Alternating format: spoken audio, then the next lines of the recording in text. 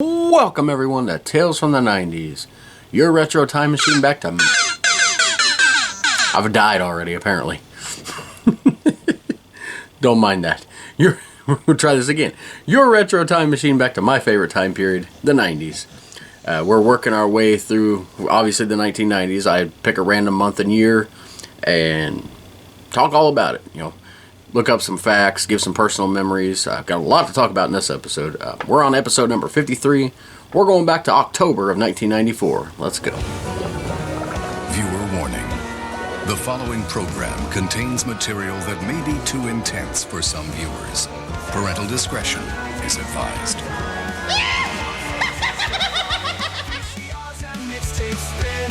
Where every tale begins. Tales from the Crypt, marathons, wrestling wars and morning yawns. Play kickball in the street, man, those days can't be beat. Tales from the 90s never die.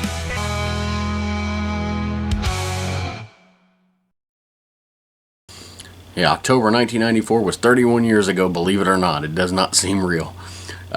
This is our 7th trip through 1994, and I was 10 years old at the time in 5th grade, so, starting my last year of elementary school, because, I know some schools are different.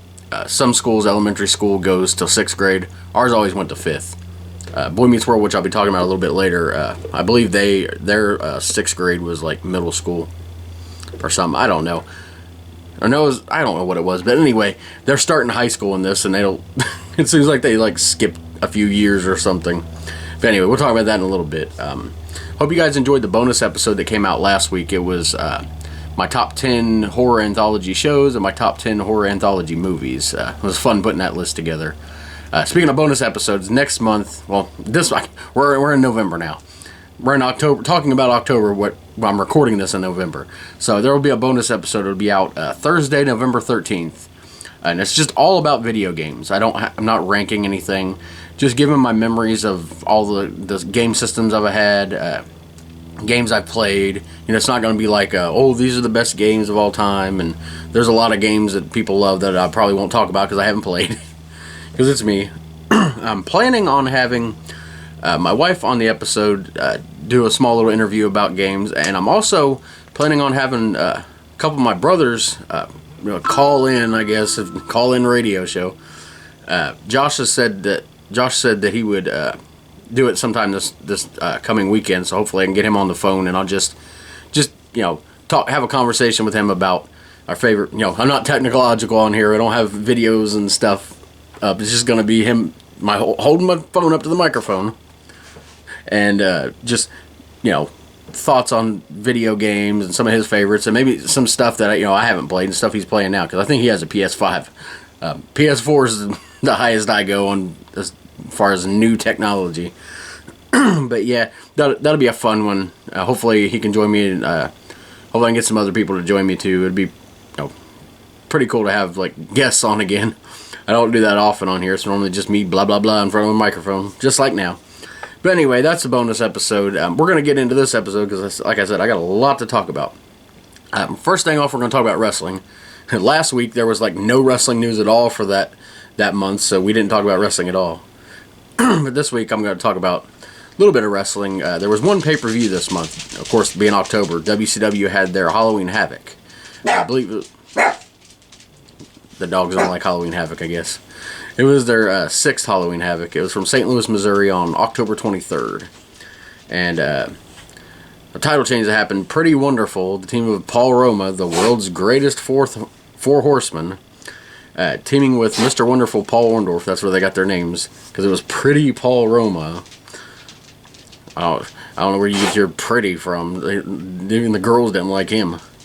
Anyway, Pretty Wonderful, they defeated WCW World Tag Team Champions Stars and Stripes, which was the Patriot, and Marcus Alexander Bagwell, as he was known then. Of course, now he's more known as Buff Bagwell. Anyway, they beat them for the titles. The main event, another one of the WCW's cluster beeps. WCW World Heavyweight Champion Hulk Hogan with Jimmy Hart defeated Ric Flair with Sensuous Sherry in a steel cage match, and a career versus career match and a title match. So, and Mr. T was a special referee, and there was just convoluted, everybody getting involved. Hogan, of course, won, so Ric Flair had to retire, which of course didn't last long because they needed him back because they didn't have nobody for Hogan to feud with, because this was the start of all that Dungeon of Doom crap and all that craziness that could have its own episode, like just talking about all the crazy stuff that went on there. But yeah, that was WCW, the way they did things with Hogan, especially in those early days. You know, before they get to the NWO and actually start using it good. Some more news. October 16th was the final episode of WWF All American Wrestling. They'd been on since like 1983 on the USA Network. It was originally hosted by Vince McMahon. I think the final host of it was Roddy Piper, and the longest running host was Mean Gene, I believe. And originally it was a program that like just focused on screaming outside. What the heck? Just focused on one wrestler, like, you know, it was like a spotlight for them, and, you know, showed some of the clips of their matches. Eventually it went on to show like wrestlers from other, even had other promotions. I actually was surprised to find, but then of course the final version of it, it would just be like syndicated matches from the WWF, you know, house shows, or, you know, maybe dark matches before Raw.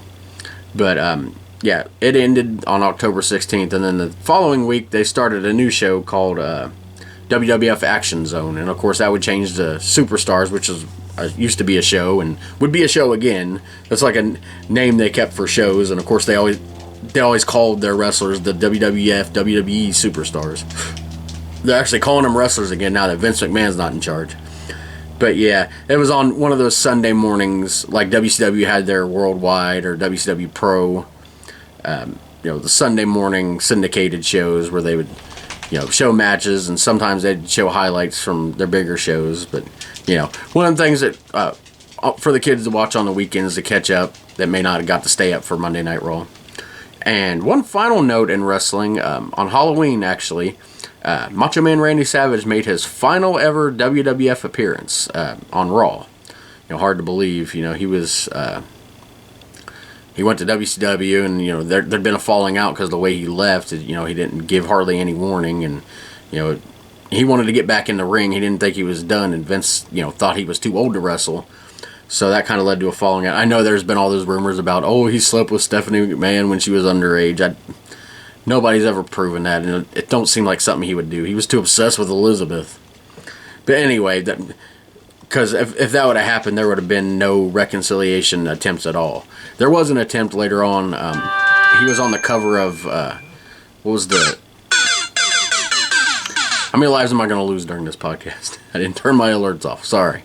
But the WWF All-Stars game, it was like a cartoony type game. I don't think I've ever played that. I think I'd like it, because I love WWF WrestleMania arcade game. That game was one of my all-time favorites, and people are like, oh, that's bad, it's just a fighting game. Well, look at some of the early, like, Nintendo and Super Nintendo games, like WWF Raw, WWF, you know, whatever. It was all this button mashing, the back and forth meter, was very limited. Like, I'd rather have a Mortal Kombat style wrestling game than the stuff they had then. Everybody looks at that as like, oh, you know, I mean, it's their childhood memories. I'm not gonna say, you know, you're wrong on that, because look at me and all the stuff I talk about and people have never heard of, and I just like gush over it. But yeah, I didn't care for those older games, but I love the arcade game. Anyway, back to get back on track here. We've got a lot to talk about. Can't go off the path too much this week. But yeah, he was on the cover of that, and I think it was, you know, it was rumored he was going in the Hall of Fame, you know, while he was still alive. But tragically, he passed away from a heart attack. But it's strange that the last appearance he ever made was October '94 on Halloween night. But we're going to talk a little bit about music now. I got a lot to cover this week. We've got, of course, our charts for pop music and country music. There's an album released to talk about, and the CMA Awards were this month also, which I used to watch all the time back then. Yeah, one of those things, you know, I was a country music fan, I always watched. Of course, I don't like anything that they're calling country these days, so I don't watch the awards these days either. But going to Billboard, the Hot 100. This was in the midst of the freaking monster run by Boyz II Men, the I'll Make Love to You song. It was, 14 weeks at number one. It started at the end of August and went to the end of November is how long that song was on top. Like, that was a massive hit. I mean, for a few years there, they were like the top everything. And of course, I'd barely heard them because, like I said, I only listened to country music at the time. So, my wife was obsessed with them and, has their CD memorized. But, like, I was barely aware of them. In fact, the song I'll talk about a little bit later is John Michael Montgomery's I Swear, which they did. Which John Michael Montgomery actually put it out first. But, like, I think I'd heard, like, a small part of that. I was like, oh my God, he ripped him off. He ripped off John Michael Montgomery, blah, blah. Going crazy. Like, take my song away. Like, take my song away.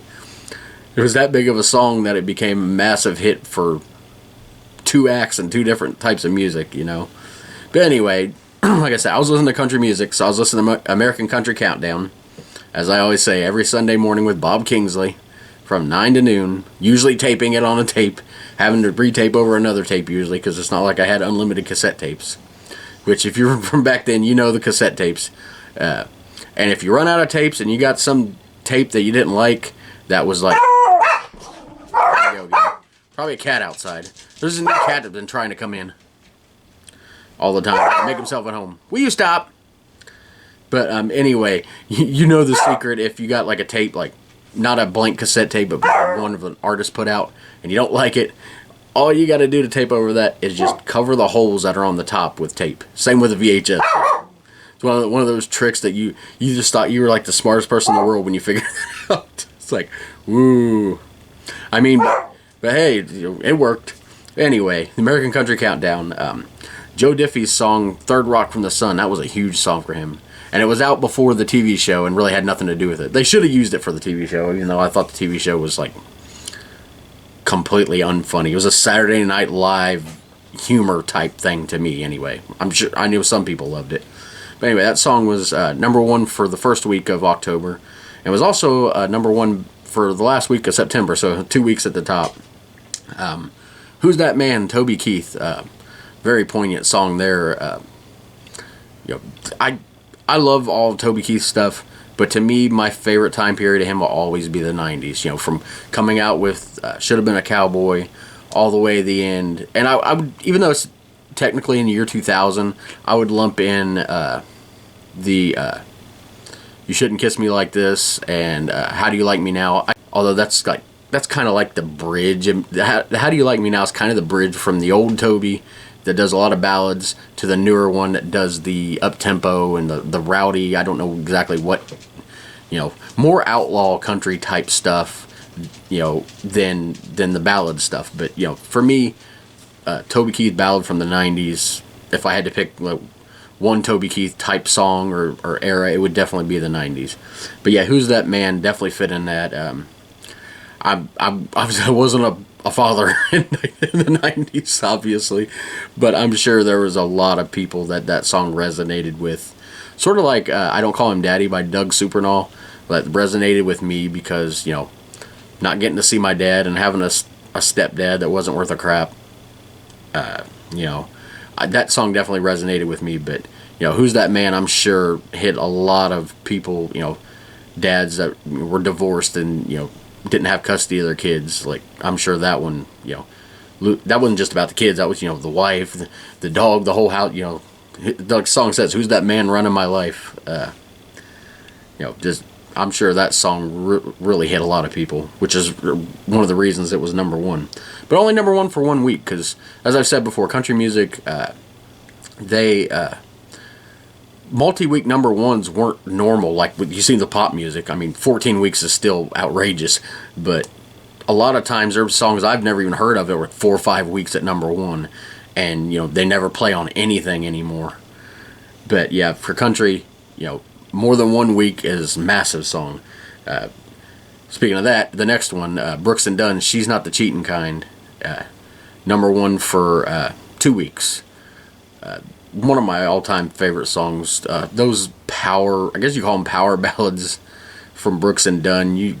you could not beat those songs. I mean, the way Ronnie Dunn sung them, like, one of the greatest voices in country music history, hands down, is Ronnie Dunn. And I know Kix Brooks don't get a lot of credit in, you know, the Brooks part of Brooks and Dunn, but his background vocals and, you know, and the energy he brings to everything, you know, ties it all together.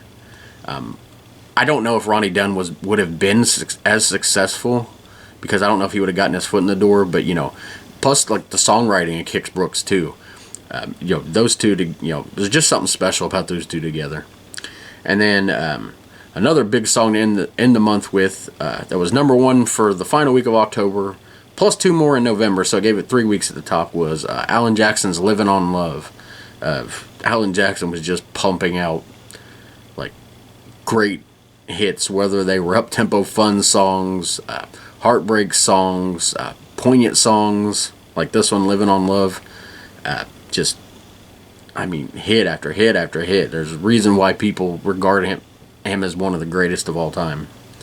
But another one that I doesn't get as much credit these days, because he didn't have as long a run as Alan Jackson or Garth Brooks or anybody who came out in the class of '89. But Clint Black, he released his 5th studio album called One Emotion. It was certified platinum. And 5 singles were released from it. The first one was "Untangling My Mind," which he actually wrote with Merle Haggard. And if you ever heard both of these songs, they're like vastly different, like tempo and the way they feel. Like his song, by the way, it went to number 4. But his song is, you know, kind of down, I guess melancholy would be the word you describe it.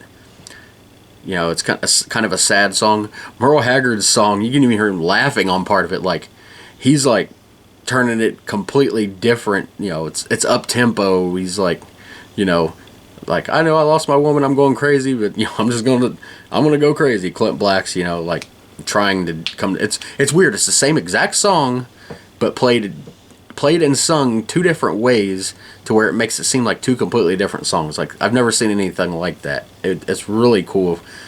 Look it up, "Untangling My Mind," Clint Black's version and Merle Haggard's version.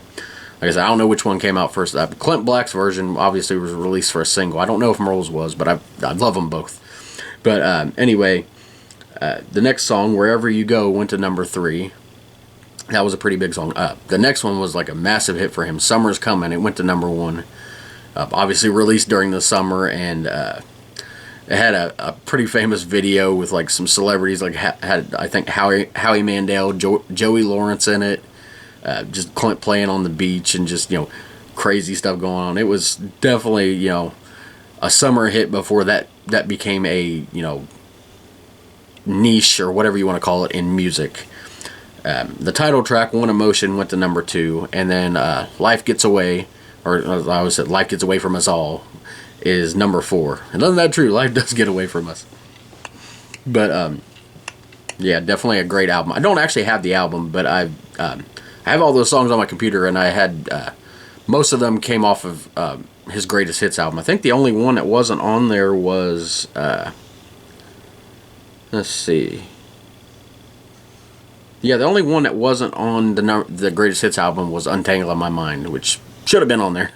But anyway, well, a couple more things to talk about in music. The CMA Awards, like I said, the Country Music Association Awards. Back when I could stomach it. Entertainer of the Year that year was Vince Gill. Now, this was 1994, in the midst of Garth Brooks' huge run, and like Alan Jackson, like I said. But Vince Gill was the Entertainer of the Year, because, I mean, this was like the peak of Vince Gill right here in like 94. He'd come out with all these amazing songs, and definitely deserved that award. Album of the Year was Common Thread, Songs of the Eagles. It was a compilation. I don't know if you've ever heard this album, but it's great. I own it. The first single that was out for it was "Take It Easy." Of course, these are all cover songs of the Eagles. "Take It Easy" by Travis Tritt. And this was actually the catalyst for the Eagles getting back together after they'd broken up in, like, I think it was like 1980. You know, and they all went on to do like solo things. But this is, you know, they were releasing this country tribute album to the Eagles, and Travis Tritt got the Eagles to actually appear in the video for his release of the "Take It Easy," which, by the way, is a great version of it too. It's not just, don't sound like a cheesy cover version. But yeah, there was Vince Gill does "I Can't Tell You Why" on there. Just a great album. Especially if you love the Eagles, or even if you didn't, and just you wanted to hear these great country artists sing these songs. A lot of people learned about the Eagles from this, because, like I said, last thing they'd done was in 1980. So if I'm dead again. So if you were around then, hold on a second. I'll be back. My dog is stuck on the couch. Hold on, Snuggles. Hold on, buddy. Here you go. Hold on. There you go. I ain't cutting it in. And I'm knocking my lights over in the background. Alright. Coming back into frame. Watch out for me. No, but, yeah, the Eagles, like I said, if you were, like, my age, I'd maybe heard a couple of their songs. Marky Foe played the classic rock channel, but I wasn't super familiar with them. But thanks to this, I became super familiar, and I'm a huge Eagles fan. Of course, come to find out, my dad was a huge fan too, which I didn't know at the time, because, like I said, I wasn't allowed around him thanks to my stepdad. But I've told that story multiple times, trying to move on from that. Although I still am mad at the Eagles, because they literally gave me I got a copyright strike, not just a copyright thing, but a literal strike on my channel for doing a cover version of their song. They're so worried about me taking money, and I wasn't even making money on it. Hi, Snuggles. She got stuck on the chair, poor thing. But anyway, that was, back to the awards, that was the album of the year, which shows how big of an album that was. It wasn't like a regular studio release by just one person. Male Vocalist of the Year, Vince Gill, of course. He won Entertainer of the Year. Not always the Entertainer of the Year will be the Vocalist of the Year, but in this case, it definitely fits. Female Vocalist of the Year, Pam Tillis. I don't know if I'd agree with that, but, and not that she had a bad voice or anything. It's just, I think there was other women that had a bigger year than she did. But, sometimes you disagree with awards. And it's not like, oh, she don't deserve it. I'm just saying, I think there was others that probably should have got it over her, but, not a bad choice either. Vocal Group of the Year, I definitely agree with Diamond Rio. Seen them in concert back in 2014. Their vocals are amazing. Not just their vocals, but their music playing too. But, these obviously highlight the vocals more, I think. Vocal Duo of the Year, of course, Brooks and Dunn. From the year they came out until early to mid 2000s, they were Duo of the Year every single year. Nobody could touch them. Single of the Year, and the difference between single and song of the year is, single of the year is the song and the artist, how well they did on the charts. The song of the year is more about the artistic. Although in this one it's it's a fun song anyway, but usually it's the more poignant songs. This will be an exception. But the single of the year was "I Swear" by John Michael Montgomery, which I just talked about earlier. That song was massive, even before Boyz II Men put it out, which just pushed it over the moon. Song of the year was "Chattahoochee" written by Alan Jackson and Jim McBride. And of course, like I said, single of the year goes to the artist. The song of the year normally goes to the songwriter. Well, of course, Alan Jackson, being a big songwriter, he co-wrote the song. And like I said, usually it's the poignant songs, but "Chattahoochee" was just too big of a song to not give that award to. Now the Horizon Award, which is called many different things by different awards, new artist, whatever you want to call it, but they went to John Michael Montgomery. He'd been out longer than a couple years, which I always hate when they give the Horizon Award to somebody that's been out for a few years, but it is what it is. He definitely was becoming on his way to becoming a superstar. The other nominees, I like to give the other nominees in this just to see how everybody's careers stacked up, compared to the winner. The other nominees were Faith Hill, which of course she had a big career. I think hers lasted longer than John Michael Montgomery's. Martina McBride definitely did. Massive career there. Tim McGraw, I may not like anything he's done in the last 10-15 years, but up until then, I think maybe Live Like You Were Dying album, maybe another one after that. He was like, he could do no wrong.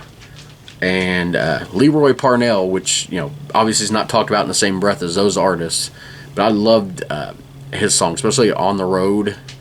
That song was like, that song comes on, I have to stop what I'm doing and sing along. But I mean, he's definitely has a certain sound to his songs. The slide guitar he plays is just, whew, I love that. I think all those nominated for that could be up for Hall of Fame for sure. So definitely a great class that year. Has nothing to do with ESPN. Music video of the year. This was a big one. Independence Day by Martina McBride. I mean, that song, the song itself was knocks you dead, but the video that goes with it is just like, it's like, you know, what video of the year was meant for, like a little mini movie in like 3 or 4 minutes. And I always like to tell that my dad always referred to Martina McBride as his girlfriend. He was in love with her. Vocal event of the year. This was a power one. Does He Love You? Reba McEntire and Linda Davis. That was a massive song. You know, the two women battling. I believe in the story, the guy's married to Reba, but then cheating on her with Linda Davis. And the story behind, you know, that goes is Linda Davis was a background singer for Reba McEntire on her tour, and got her to sing that. And the studio wasn't happy. They wanted like a more well-known artist. You know, but she wanted her to sing with it because, you know, I guess they'd rehearsed it and she'd done so well. And I mean, it became a massive hit, and Linda Davis ended up releasing a couple albums. Never had really that big of a career, she may have had like 1 or 2 hits, no number ones or anything, but definitely, you know, based on that, you know, she got a chance at that thanks to Reba McEntire. And people might know her also as being the mother of Hillary, and I can't think of her last name, but Hillary from Lady A or Lady Antebellum or whatever they're called these days. Snuggles don't like their music, I guess. Hey, I don't know what her deal is, but yeah, that was the, well, nope, I got one more award. Can't forget this one. It's not technically an award like for that year, but it's overall award for a career. It's induction into the Country Music Hall of Fame, which that year went to Merle Haggard, which, I mean, you couldn't pick a more deserving person. You thought he would be in there before 1994, but, I mean, he could have been in there 1970, but, I mean, just, you know, what more can you say about Merle Haggard? One of the, you know, people you'd put on a Mount Rushmore of country music, of any genre of music, really. And then one final note of music here. Come to find out that this month was the month that Mariah Carey released a Christmas album with that song on it. Yes, it's November. She's already been thawed out. She's ready to start singing that song that nobody wants to freaking hear anymore. But we gotta hear it. And a million other versions of it. But hers will always be the most nails on a chalkboard. Not the worst, though. There's a Wayne Brady song. I can't remember what it is, but it's like, sounds like it's a song you're trying to get somebody to go to bed with you, like, type of song, but it's a Christmas song. Just look up Wayne Brady Christmas song. This song is the worst thing ever. I heard it on Music Choice, where I heard a lot of things for the first time. Music Choice, it's on, if you have cable, you have, you know, usually, not all of them, but like, if you have Spectrum, they have the Music Choice channels. Put on Sounds of the Season at Christmas. If this thing comes on, turn it off. Anyway, we're going to talk now a little bit about Tales from the Crypt, one of my all-time favorites. Of course, as you found out, yes, the Crypt Keeper's dead, I get it. As you found out from the bonus episode, my all-time favorite horror anthology show, which was no secret. Actually, the start of the 6th season of Tales from the Crypt. As they like to do, there was 3 episodes that came out at the start of the season. It actually started on October 31st, Halloween. Crypt Keepers died twice now. No, but, yeah, so barely got it in, but it's October 31st, so it counts as October. I could talk about 3 episodes of Tales from the Crypt. And only one of, like the last time I talked about it, all of the episodes were on my top 40 list. There's another bonus episode. My top 40 Tales from the Crypt episodes. It's actually a 4-part series, so there's 4 different videos. But anyway, only one of these made it, and it was the season premiere of season 6. It was called "Let the Punishment Fit the Crime." It was number 22 on my top 40 list. It was originally in the Vault of Horror comic book, number 33, and starred Catherine O'Hara, which I know mostly as the mom from Home Alone, and Peter McNichol. And it's about Catherine O'Hara plays a lawyer that, like, but you know, she's like an ambulance chaser type person, and she's in this like town and gets pulled over for like this bogus charge, but has to go before this judge. Ends up having to go before like 3 judges, and it's always the same guy. And you don't know whether he's like, and they always say he's a different person, but she doesn't think so. So you never know if it really is 3 different people. They all just look the same, or it's just the same guy. But anyway, apparently this town is like full of nuts and everything. Like she gets they get sentenced to all this stuff, and you know, she ends up getting sentenced to community service, and she's like, "Oh, fine, like finally go home." And he's like, and her public defender is this guy, this Peter McNichol, like wearing this bad wig, and like when she's sentenced to community service, he's all happy and jumping around, and she's like, "What's going on?" Turns out the community service, since she's a lawyer, is she now has to be the public defender, and come to find out that, like, stop, Snuggles. Peter McNichol's character had been there like forever. He'd been sentenced. You know, he was a slimy lawyer too. And you kind of get the feeling that this is hell and not an actual town, like she's died. You kind of get but anyway, she's sentenced in his job, and he finally gets to go home, although he's not going home. He like jumps into the electric chair and fries himself, like just to get away from this. I always remember this episode, like I'd seen it like on HBO, and back then they didn't have the 90,000 replays. They might replay something a couple times. They certainly didn't have HBO Max where you could just watch it anytime. So I had to have seen it, somewhere around this time. A lot of the episodes I watched in syndication, obviously, but we must have had like a free trial of HBO or something. But I remember this episode specifically, like it was crazy. The next one's called Only Skin Deep, not only Sin Deep, which was the first season, but this is Only Skin Deep.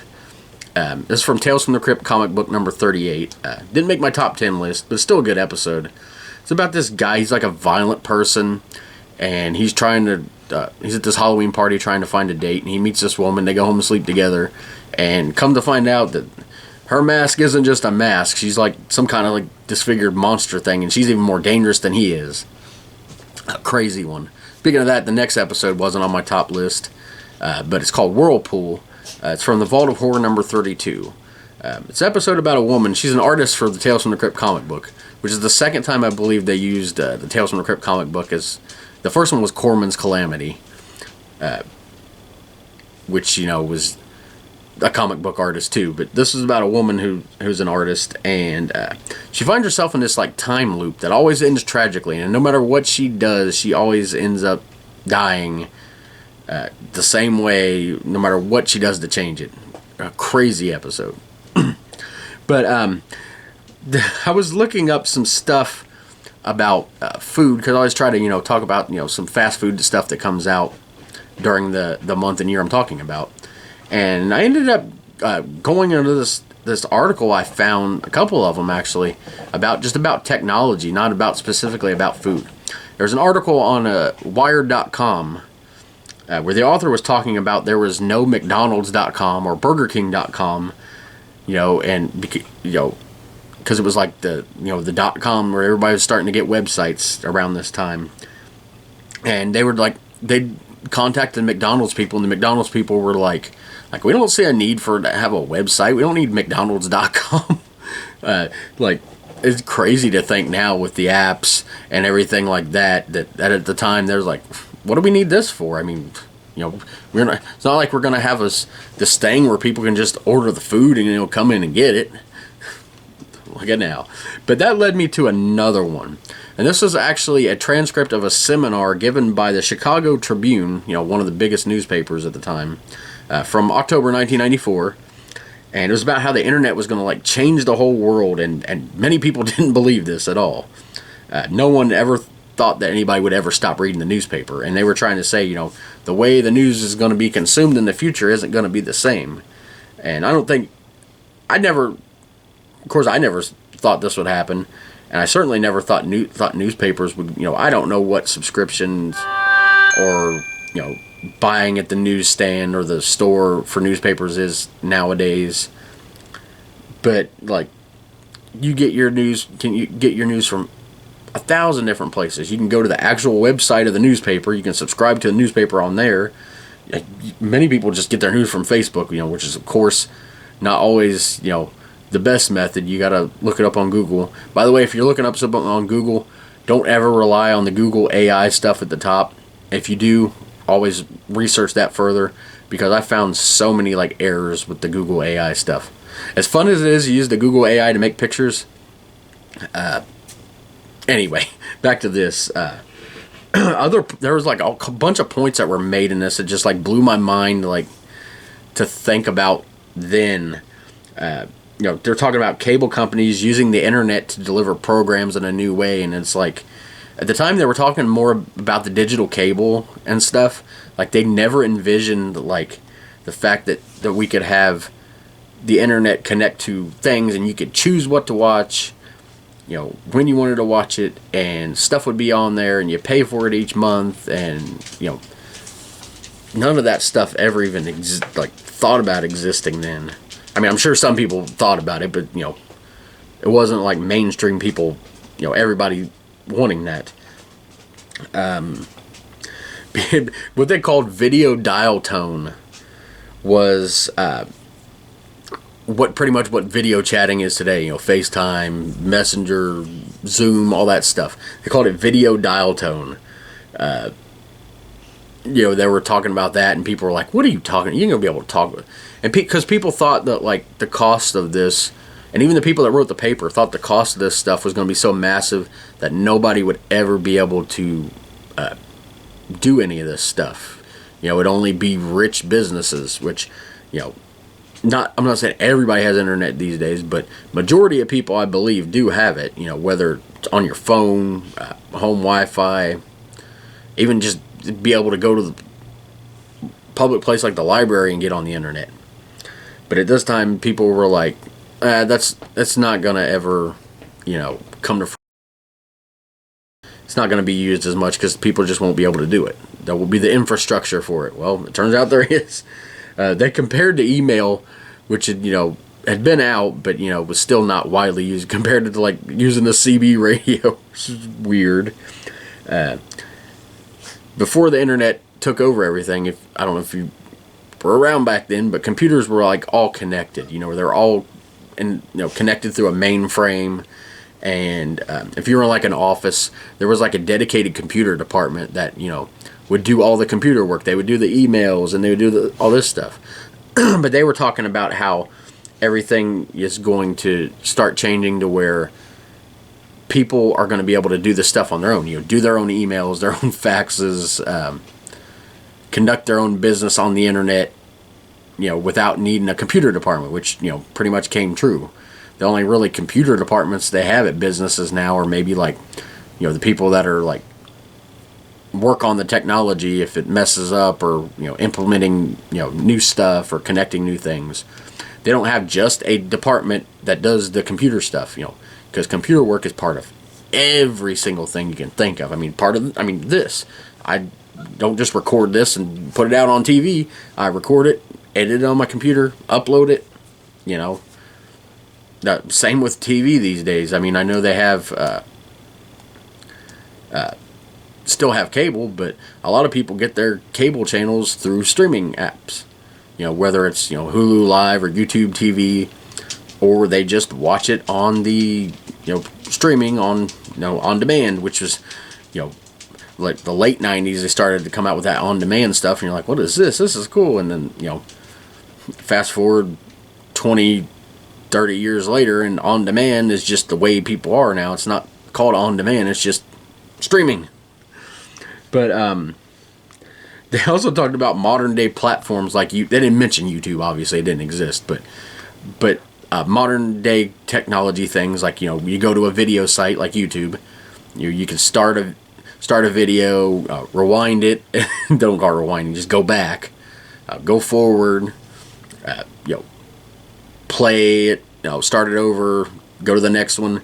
But they compared it to VCR like capabilities, which I found hilarious to think about. Like they're like, because that's the only thing they could compare it to. Then you don't think of today's YouTube like, I'm watching this video on YouTube. It's almost like I'm watching a VCR tape. I can fast forward and rewind and pause. You don't think of it as VCR. I'm watching a video. Crazy to think about. But that actually leads into the next segment I started last week. It's the most obsolete 90s things. I can't remember how long the list is. I think it's like 30 things. I did the first 5 last week. I'll do 5 more this week. One of the most obsolete 90s things that hardly is ever used anymore, is portable music players like a Walkman and a Discman, which of course those are both Sony products. The Walkman was the tape player or radio. Discman was CD player, and some of those even had radios on them too. I don't think they ever made one with a tape and a CD player and a radio. The tape and the CD player combo would be pretty cool. But yeah, walking around with the headphones on, of course, wired headphones in, usually with the foam things. And, whether you're listening to the radio, listen to a tape, a CD, like those things, like people don't use them anymore. Like I don't remember the last time I've seen anybody using anything like that. Of course, they would come out with the iPods in the 2000s, which I have one, but I got so much music and just I have no really need to use it. It just sits up there collecting dust.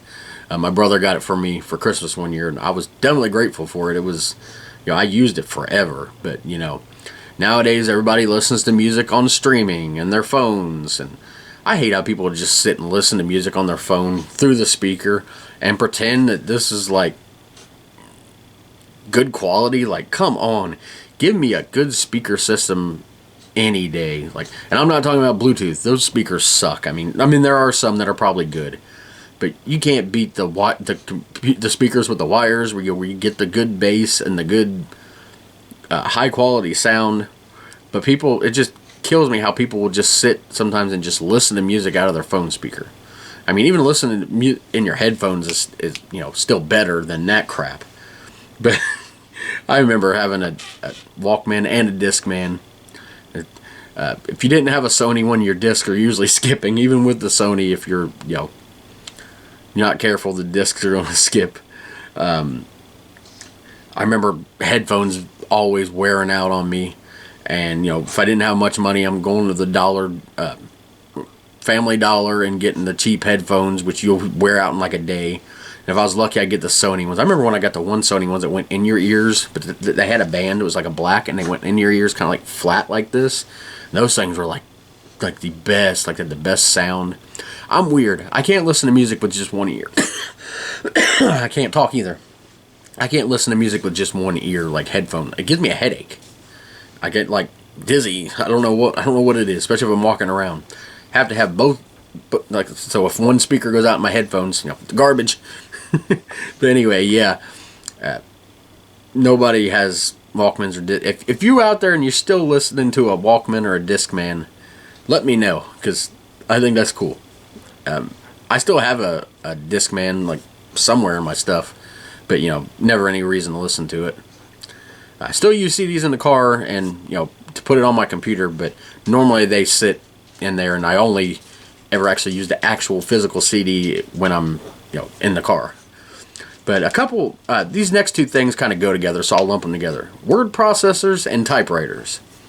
Of course, once upon a time, the written word, besides writing it, they came out with a typewriter, with the clack, the keys that clack, like the sound.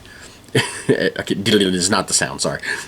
But yeah, these big heavy machines where you gotta move the thing over each time for a new line, and you'd have to have whiteout on hand, or you'd have to start over if you made a mistake. You know, because once it was on there, it was on there. It ain't like when you type today, you know, mess up, you know, backspace, redo it. Or on your phone, same thing. Typewriter, you get one chance at it or you got to correct it. They did come out with the electronic version of typewriters, word processors. I remember my mom having one for college. And these are like these big, which I remember she, I think she like accidentally cut the cord on her word processor and then went to plug it in and got shocked. I remember something about that. I don't remember the exact details. But anyway, the word processors were the same thing, except they had corrective tape in it where you could go back and actually it would white it out for you basically. But same concept, but it was, of course, electronic. And those were always fun to play with. Just type up gibberish just to do it. Yes, dead again. Just like the word processor. No, but word processors has pretty much been taken over by computers. You know, you can do all that on there. Now, when I say word processor, it was these, there was two different types. There's the one that's like the electronic typewriter, which is just the typewriter but electric form. And then there was the word processors that were the actual computers. Most of these were like the black screen with the green writing on it, or green, you know, font, or whatever you want to call it. But you would print it out from this like actual word processor, and sometimes they would have games on it, but normally it would just, dogs are going crazy at the, I don't know why the kids outside, it should be in school. Anyway, yeah, these were like dedicated computers that just let you type on them. Like, that was it. Like, nowadays, typing is just one small function of everything. And, you know, word processors nowadays are thought of as, like, programs like, you know, Microsoft Office or OpenWord, which is a free one. But people don't even really use that stuff anymore. Mostly that's used for college. But, you know, or Notepad, as people probably use nowadays, you know, on their phone or on the computer. But yeah, there was a time when word processors were like cutting edge technology. Like I said, that was numbers 2 and 3. They kind of go together. Number 4 is Tamagotchis, or Nano Pet, DigiPet, the digital pet craze. There's these little things on keychains that were like little tiny video game things, but it was like you had this little creature that you had to keep alive, and you had to feed it, and you had to do stuff with it. And anytime I ever had them, they just died. My wife loved these things. I don't know, they might have digital like apps for Tamagotchi, or maybe not Tamagotchi, but just something like that where you can, you know, keep your little digital pets alive. But during the 90s, these things were like, they were definitely a fad, but they were like all over the place. Everybody had, some people had multiple ones. They're like, you know, and of course you get yelled at in class if you're playing with them. And back then, when you got in trouble in class for having something you weren't supposed to, they'd take it, the teacher would take it, put it in their desk. It's there for to the end of the year. Nowadays, I've heard of teachers losing their jobs for taking a kid's phone for being on it when they're not supposed to. That's the world we've come to, where we've went from, you know, teachers being in control, kids listening, which is the way it's supposed to be. Sorry to get off on this tangent. To, oh, teacher can't do anything, kids can just do what they want. It'll hurt their little feelings if you take their phone away. Anyway, I know people need phones for emergencies and to get in contact with their parents, but if they're not supposed to be on them during school, they should at least get to take them for that day and, you know, get something for it. Anyway, try not to harp on today's generation too much. It's just, teachers have such a hard time in many ways these days that they didn't in our days. And we thought we drove our teachers crazy. Well, if I drove my teacher crazy, which I did in 4th grade for sure, Mrs. Weiss, I got in trouble for it. I had to go up because I was in 5th grade. Mrs. Weiss was 4th grade the year before. You know, when I did stuff in her class and got in trouble, you know, I got in trouble. Nowadays, you know, do what you want to the teachers. Teachers try to do anything. They're in risk of hurting the little feelings of the kids. So, anyway, sorry. Going to our last thing, which is sort of like a Tamagotchi, but not exactly. It's a Furby. Furbies were massive toy at the time. They were, you know, everywhere. Sorry, I was looking back there. the dog was back there. But you know, the little talking things, and you could basically teach them how to talk, and you know, basically it was a straight rip off of Gizmo from the Gremlins. You know, basically they look just like Gizmo. Never had a Furby. Never. If I would have got, I think it would have been cool, but I never was like, man, I hope I get Furby for Christmas. You know, I never had, like I said, I've had a couple Tamagotchis. I don't know if they were Tamagotchi. Just that's the main brand that you think of. Like I said, Nano Pet, Digipet, you know. But I've had a few of those, but I was never really into them. You know, to me, it was always like, you know, couldn't figure out what I was doing on the thing anyway. It was so small. But anyway, those are 5 obsolete 90s things. Probably the most obsolete on the list is probably the typewriter, just because, you know, there may be people that still use electronic typewriters or word processors, possibly, but I don't know if anybody's using the typewriter anymore unless they find one at, like, you know, an antique shop or passed down to their family and they want to type on that. You know, they're cool. It's just, you know, I don't think hardly anybody uses it anymore. Maybe authors do, I don't know. But now I want to talk a little bit about some TV, some mostly debuts, and then there's one show that ended. And most of the debuts were mostly Nickelodeon stuff. Real Monsters, the Nicktoon, that was basically Monsters Inc. before Monsters Inc. I think Monsters Inc. stole their idea from this. It's about a bunch of monsters that go to monster school to learn how to scare people, and these things are crazy looking creatures. It was a Nicktoon on Nickelodeon, obviously. It would run for 4 seasons. One of my favorites. It's just psycho. And of course, debuting in October is a good move. Allegra's Window debuted on Nickelodeon, on Nick Jr. They'd have 3 seasons. It's about a little girl that was a puppet, and you know, see her daily life, you know, through her window.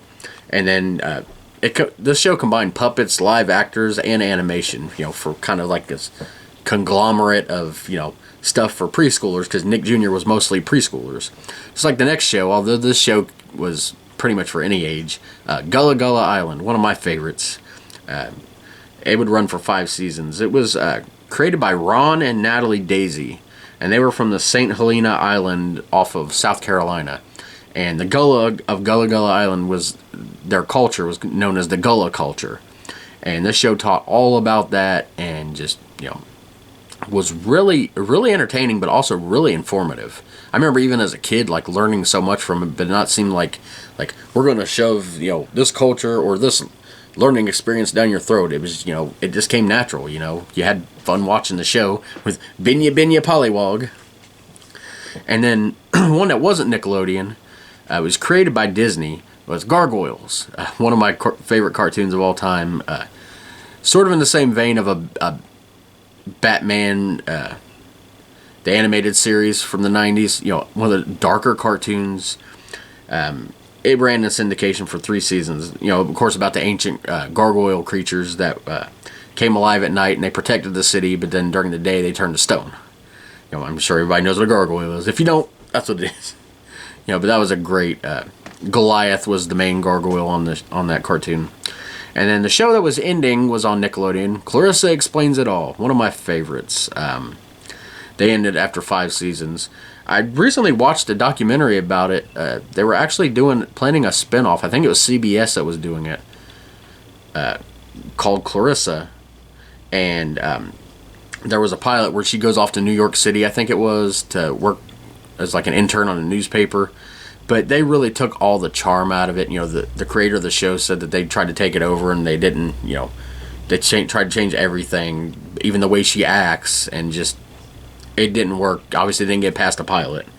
But yeah, one of, you know, a staple on Nickelodeon, especially on SNCC, and you know, it really broke the mold for shows, because there wasn't a lot of shows that had like a female lead, especially for teenagers, because most, you know, it tend to skew mostly males would watch Nickelodeon more than females, and everybody, the thought was, oh, boys aren't going to watch a show with a girl as the main character, especially if it's not, you know, not like some shows where the girl was trashy. You know, she was anything but you know, as the target demographic there, I love the show. But now we're going to talk about Halloween because, of course, this is about October of 1994. I can't go without talking about Halloween. Like I said, I was living in Norwood at the time. It's 1994 in October, so Clinton was born. He was, how old was he then? Only 4 months old then, so I don't even remember if he dressed up. And I don't remember what my costume was this year. But I remember we all went to Granny's house.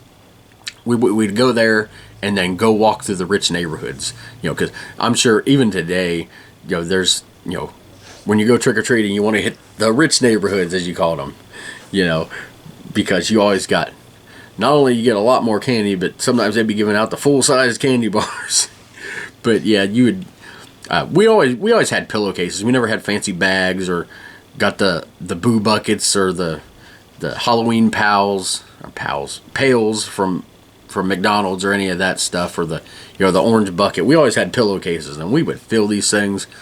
And sometimes we would have so much candy that we each had our own garbage bag in the car that we would go put in there. And of course, back in those days, if there was such thing as trunk or treat, we didn't know about it. It was always trick or treat. There was, it was always, go to people's houses. And of course, also back then, if you were like a teenager, you're not allowed. People would like refuse to give you candy. Of course, that's changed now. Everybody's like rather have kids out trick or treating than doing drugs and stuff. And I agree with that. I don't see a problem with that. But like back in our day, like if I was would have been 15 at this time and trying to trick or treat, one, I wouldn't have been allowed to, but two, people wouldn't have gave me candy, and old people would have gave me all kinds of comments. But like I said, we filled up with freaking candy. And of course, Halloween always, scary movies and scary TV shows. You can always count on Roseanne and The Simpsons for sure to have Halloween episodes that are captivating. Roseanne had their this is their 6th year doing the Halloween episode. This is one where her boss Leon, because she was working at the Lanford Luncheon or something before she got her own restaurant. Leon was hosting a Halloween party, and a bunch of crazy stuff happens. There was actually like I said, The Simpsons, the Treehouse. No, Mario did not have a Halloween episode. The Simpsons had their Treehouse of Horror, their 5th one. And this one's memorable for the first segment of it was like a Shining parody. I remember that specifically. Like, those were always appointment viewing watching. Normally we would watch The Simpsons every Sunday anyway, but especially during, Treehouse of Horror stuff. But Power Rangers actually had a Halloween episode that I remember quite well. It's called Zed's Monster Bash. The Rangers are taking kids trick-or-treating, and so Zed's plan is, they're going to kidnap Tommy, take him to the dark dimension, and have all these monsters from like Power Rangers past come out, and he has to battle them. Meanwhile, the putties are dressing up as Power Rangers to lure away one of the kids that the Rangers are watching. It's funny to see the the putties dressed as Power Rangers. So they go, the putties look like they're on meth all the time. But whenever I talk about Halloween for, when I'm talking about October of a year, I normally try to give my top whatever of horror movies that came out the whole year. Well, there's only 2 that I actually seen and like on this list, so it's my top 2 horror movies of the year. Number 1 is Leprechaun 2, which has always been one of my favorite movies. My favorite Leprechaun movie. Like it better than the original. It's the one where he's trying to find his bride, and he has to wait 2,000 years and go in the future and find her in Hollywood, and the crazy old guy that runs the hearse tour, and his nephew is dating the girl Bridget that Leprechaun's trying to marry, and just the Leprechaun's crazy. He doesn't get as nuts as he gets in Leprechaun 3 when they go to Las Vegas, but this is the perfect combination of serious, scary, and hilarious Leprechaun. Sort of like with Freddy, when like the Dream Warriors, everybody thinks of that as the greatest one, where you get the combination of the funny Freddy and the serious Freddy. Leprechaun 2 is the perfect combination of the serious and the funny Leprechaun. But number 2 on the list, which actually came out this month, so it's good to talk about it now, is Wes Craven's New Nightmare, speaking of Freddy. This is the one that's different than all the other ones. This is the one that was basically Scream before Scream. You know, Scream known as the meta horror, as they call it, where they reference horror and all that stuff. This is supposed to be like the real life lives of the girl that played Nancy in the original one and Dream Warriors, Heather Langenkamp, and, you know, her son Dylan, which is not her actual son. I don't even know if she has a son named Dylan. If she did, maybe they wrote it into it. Anyway, the kid's played by the same kid that played Gage in Pet Sematary. But, yeah, it's the one where, you know, her son's like having nightmares of Freddy, and, you know, her husband ends up as special effects, and turns out he's working on a new Freddy movie for Wes Craven. You know, of course, he's the one behind Scream 2, so, you know, he was doing metafiction here in 94 before they did it in Scream. But, yeah, like, Freddy, and it has Robert Englund as, you know, himself in this, and, of course, he's playing Freddy, too. But, like, supposedly, like, Freddy is, like, real life thing, and, you know, this script that Wes Craven's writing, you know, he's not even controlling it. It's like, somehow Freddy is, like, come alive through all this stuff, and it's a crazy movie. It's really good, though. It's a really darker one. There's a little bit of humor from Freddy, but nowhere near, like, not even as much humor as in the first movie, and, you know, that was the probably the more serious Freddy until then. And then, of course, the only Freddys you get after this would be Freddy vs. Jason, and then the crappy remake I'll never want to talk about again. Alright, right now I'm going to talk about some kids' meal toys. Of course, being October, you get McDonald's, you get they're called Boo Buckets today, but back then they were called Halloween Pails. And this year's version, not only you could get your food in the pails, but you would get, the lids would actually have a cookie cutter for, you know, whatever, whether you had the witch, the pumpkin, I can't remember what the other one was. But you would get a cookie cutter in that shape, so that way you could make cookies at home for Halloween cookies. It's pretty cool. Burger King had something called Z-Bots. These were like 5 different micro robots, and they were made by the Micro Machines. You guys remember Micro Machines? Those things are so cool. They were like Hot Wheels, just Micro Machines. And Wendy's had toys based on Where in the World is Carmen Sandiego. Of course, the computer game, as well as the PBS game show, which I loved so much.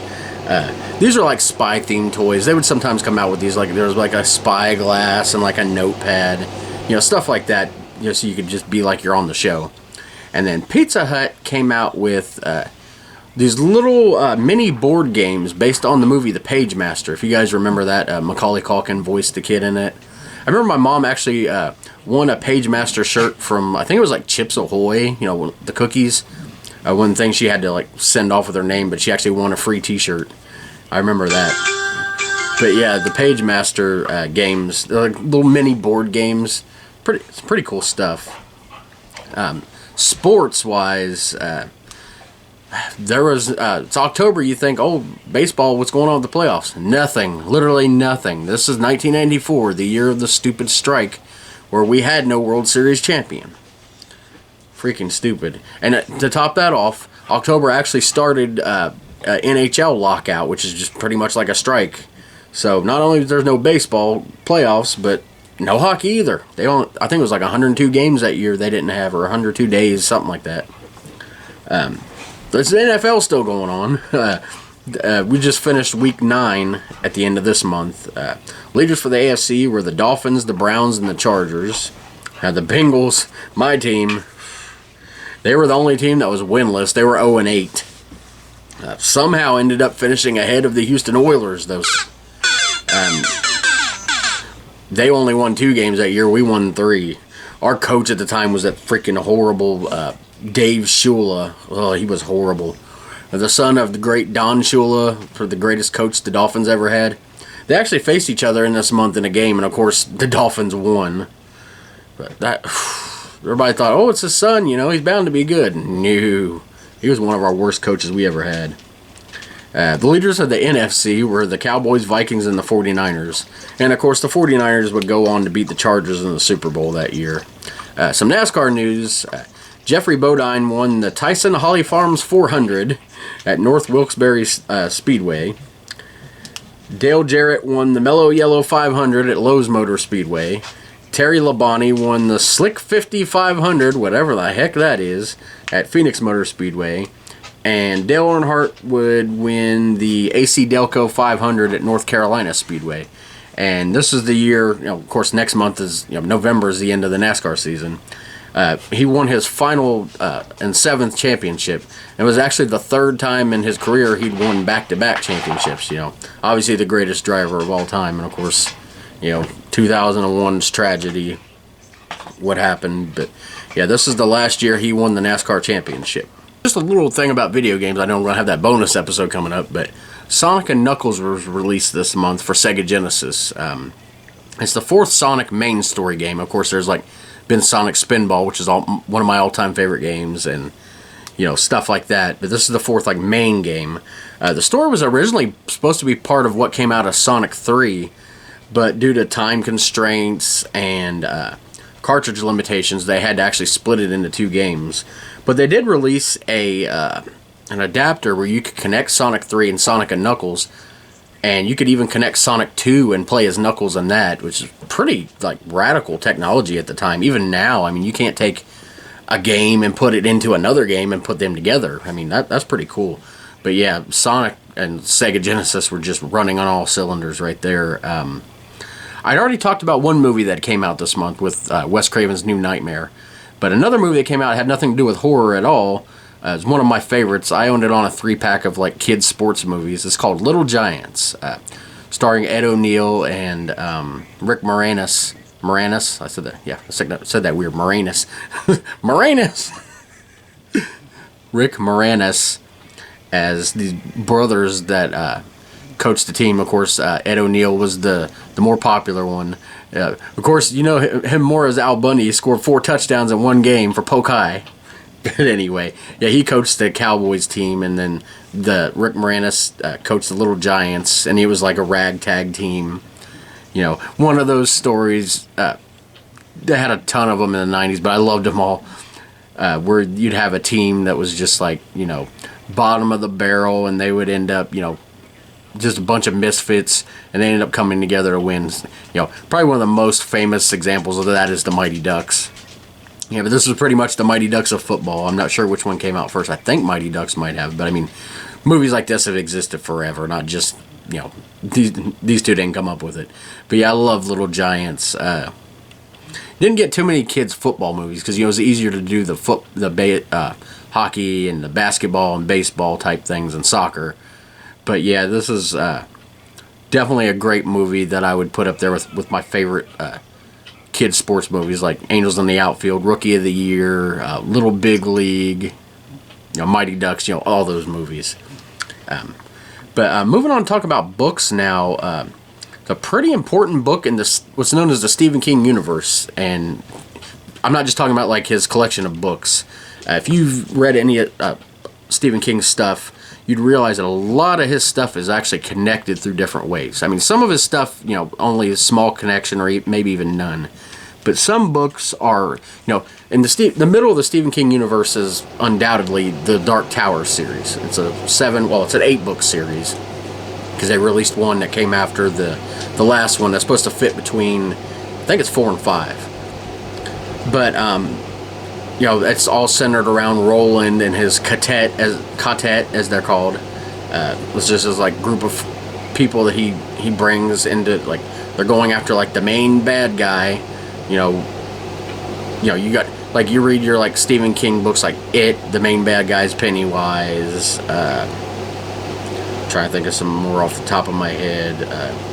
The Stand, Randall Flagg, who is actually in the Dark Tower, but the main bad guy, over of all, is known as the Crimson King, and he's the main, and he's in the Dark Tower when you get to the Dark. I hope I didn't spoil that for anybody, but he actually was first mentioned by name in this book that came out this month, and it isn't a Dark Tower book, but it has serious connections to it. It's called Insomnia.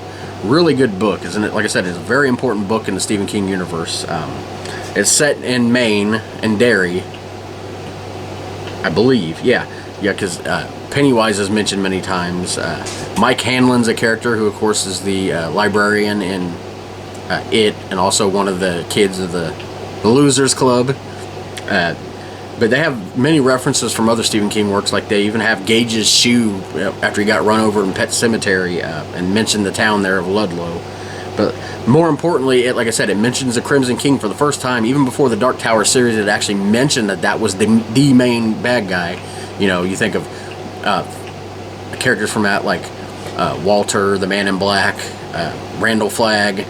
You know, the Crimson King is above them all. And he's mentioned here the first time before Stephen King puts it. I mean, I don't know if that's where he came up with the idea of it or just decided to mention it there first. But also, one of the main characters in it was Patrick Danville, which is crucial and instrumental in Roland getting to the tower at the end of the final book. But yeah, that Insomnia is a really, like, even outside of that stuff, if you don't even, you know, never read any of the Dark Tower stuff, you wouldn't need to know that for this. But a really good book. Goosebumps came out with their 24th book at the time. It was Phantom of the Auditorium, one of my favorites. And the very first Tales to Give You Goosebumps book came out. This was their Goosebumps attempt at the Scary Stories to Tell in the Dark, I call it, format, where they had 10 shorter stories all within one book. This is the very first one, Tales to Give You Goosebumps. I've never actually read these, but like I said, it's in the vein of the Scary Stories to Tell in the Dark, which, you know, if that series hadn't existed, I don't think Goosebumps would have ever became as popular, you know. But one final thing to talk about is, well, two final things. We're going to get into a Nickelodeon lineup. You know, I like to do these, go through a random day of the month I'm doing lineup for Nickelodeon. Chose randomly October 3rd, which happened to be a Monday. So October 3rd, I was in school at this time, so most of the stuff was on during the day I wasn't watching. We probably did have cable around this time, so the stuff in the afternoon I probably did get to watch, you know, until Marky Foe got home and took over the TV. But of course, talking about Nickelodeon, you start off with Nick at Night. We got the Mary Tyler Moore Show, Bob Newhart Show, Get Smart, Dragnet, and then for a couple hours we had paid programming. And they're like, hey, nobody's going to be watching from 2 to 4. Let's just get some ads on there. Then we've got, at 4 o'clock, we've got Alfred Hitchcock Presents. Great show. Adventures of Superman. Mork and Mindy. And then getting us started on Nickelodeon early at 5:30 for an hour was Mr. Wizard's World, my favorite science show of all time. I love Mr. Wizard. He made science so fun for somebody that didn't like science at all. Then we've got Flipper, classic TV. And then we've got 7 o'clock, we've got Bullwinkle's Moose-O-Rama, which just is a Nickelodeon rebranding of the Rocky and Bullwinkle show that, you know, was so popular. And then we've got Looney Tunes on Nickelodeon. Again, the Nickelodeon branding. They're smart to do that. But it's Looney Tunes, not ESPN. And then at 8 o'clock, we got Wienerville. My brother Josh's favorite show, Wienerville. And 8:30, we've got Gumby. I freaking loved Gumby. I know that's classic, even like before my mom was born, that claymation, stop motion, animation, whatever you want to call it, show existed. Then at 9 o'clock, we've got Rugrats. And then we're starting, of course, Nick Jr. We've got 9:30, The Alvin Show, which was Alvin and the Chipmunks, the classic 80s to 90s cartoon that started in syndication, I think. Or might have even started on like one of the... I think it might have been NBC even, on the Saturday morning cartoons. Then at 10, we got Muppet Babies. Gotta love that. And at 10:30, The Muppet Show. I don't remember that being on there. I never really cared for The Muppet Show. Didn't care for the Muppet movies or anything, but I love Muppet Babies. 11 o'clock, Sharon Lois and Bram's Elephant Show. Of course, Skinnamarink Dinky Dink. Everybody remembers that song from my generation. Then at 11:30, The World of David the Gnome. Man, I love that cartoon. So freaking much. Learning all about the gnomes, and, you know, Swift the fox would carry him around. You gotta watch out for the trolls. Then at noon, we've got Eureka's Castle, another one of my favorites. Come to find out later on through research that R.L. Stine actually helped create that show, which was really cool. Then we got Grimm's Fairy Tale Classics, The Brave Little Tailor, which of course Grimm's Fairy Tale Classics is just, you know, like a retelling of the fairy tales. 1 o'clock, we got Dennis the Menace, the cartoon. Love that one. 1:30, we got Lassie. 2, we got Gumby again. Then Muppet Babies. Looney Tunes on Nickelodeon. At 3:30, one of my I didn't care for the movie, never seen the sequel, but I loved Beetlejuice the animated series. I love that. Then we got The Adventures of Tintin, a new episode of that. That's like a French cartoon that was like dubbed into English. Tintin is like this newspaper writer who is a kid, but he goes and solves crimes. And then we've got Legend of the Hidden Temple, all-time greatest, one of the all-time greatest game shows. One of the ones you always wanted to be on as a kid. An hour, Clarissa Explains It All. I talked about that earlier, of course. That was, Clarissa Explains It All was ending this month. And we got Rugrats again. Doug, Rugrats, Doug, and Ren and Stimpy were the 3 original Nicktoons. Looney Tunes on Nickelodeon again. And then at 8 o'clock, we switch back over to Nick at Night because you kids are supposed to be going to bed at 8 o'clock. You got school tomorrow. It's Tuesday. We got I Dream of Jeannie, Bewitched, which my wife's been binge watching. I Love Lucy, one of my mom's favorite shows. Bob Newhart Show, Mary Tyler Moore Show, Dick Van Dyke Show, and end with Get Smart. So yeah, definitely some legendary shows on there, both Nick at Night and Nickelodeon. And probably the last thing I'll talk about this week is the TGIF lineup. Of course, Friday nights on ABC. I wasn't watching as much then because Marky Fo had control of the TV. But the shows that were on, I would watch, throughout syndication and everything and just fall in love with them. I wish I could have watched them during the TGIF craze. But the main show was Family Matters, of course. They were in season 6. This is when Eddie is off to college. Of course, his doofus buddy Waldo is with him. They move into their own apartment. Of course, being October, there's Halloween episodes. So the Halloween episode of Family Matters is called Dark and Stormy Night. Richie, the little nephew, wants to go trick-or-treating, but he can't because it's storming. So then the whole family and Urkel get together to tell him this scary story about the Duke of Urkel fighting against a vampire family named the Von Winslows. Oh, that's a hilarious episode. Boy Meets World, one of my all-time favorites. They were in season 2. This is a Halloween they had a Halloween episode called Who's Afraid of Corey Wolf, where Corey gets bitten by this mysterious thing and thinks he's turning into a werewolf. And actually at the end of the episode, Corey and Topanga actually finally reveal their true feelings to each other and actually kiss. So, it's a Halloween episode, but it's a pivotal one in the series. Step by Step, they were on season 4. The older kids are also off to college in this too. They had a Halloween episode called Something Wild. Mark, the quote unquote dorky one of the family, he's got his crush gets him to go out and van eggs at people's houses. And then Cody, the doofus in the van, is set out to make the world's largest jack-o'-lantern. And then, actually, the last show didn't have a Halloween episode for some weird reason, but that was Hanging with Mr. Cooper. They were in season 3. Yeah, sadly, no Halloween episode for them. But I love Hanging with Mr. Cooper too. Even though I didn't really care for basketball, I still love that show. But this has been a fun one. It seemed to fly by, but it seems like I've talked a lot too, so hopefully it's not too terribly long. Next week, we're going to be in episode number 54. We're going back about, just a little over a year. We're going back to June of 1993. This is our 9th trip through 1993. I think that's the most episodes I've done of a year. So we're right there in a home stretch, Who knows? Could be by the end of the year I'm reviewing the whole year of 1993, which I'll do once I've reached 12 episodes of one year. I've obviously done all the months.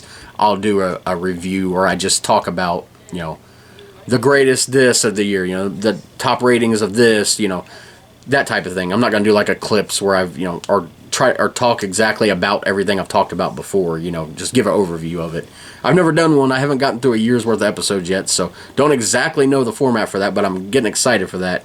Again, next week will be in June of 1993. I was 9 years old at the time, in between 3rd and 4th grade. Like I said, this has been a fun one. I hope you guys enjoy this. You got any comments or any suggestions, let me know. And, again, we're 53 episodes through now, and still having so much fun with this. But thank you guys, and we'll see you next time. And now, I predict the future. Next week, You'll be in the same time, same place, same station, for another hideous, hateful haul of horror.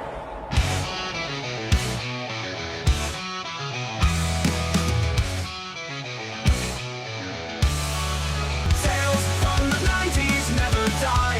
In our hearts they testify. VCRs and mixtape spins, where every tale begins. Tales from the Crypt, marathons, wrestling wars and morning yawns.